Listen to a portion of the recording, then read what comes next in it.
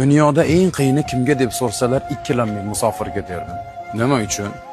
Musofir ertalab tursa, "Dadajon, turdingizmi?" deydigan bolasini bag'riga bosa olmayapti. "Bolam, yaxshimisan?" deydigan onasini mehridan uzoqda, turmush o'rtog'ini yuziga termula olmayapti. Ishdan charchab kelganda ham ichaman desa issiq ovqati yo'q.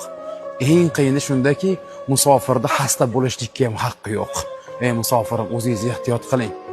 Sizni uyda kutayotgan farzandlaringiz bor. Yorim keladi deb tunlarni bedor o'tkazayotgan ayolingiz bor va sizni yuzingizga bir bora boqishlikka muhtoj bo'lib turgan onajoningiz bor va sizni haqqingizga duo qilib turgan biz bormiz. Musofir bo'lish qiyin. Musofirlikda ana shu toshni tishlab ko'rgan, musofirning nonini yeb ko'rganlar yaxshi biladi. Musofirim, sizni yurt kutyapti, sizni oilangiz kutyapti. Siz biz uchun keraksiz. Shuning uchun o'zingiz ehtiyot qiling. Uzoqlarda yurganlar, baxt va omadini izlaganlar, o'z xalqidan uzoq bo'lganlar, musofir nomin yeganlar.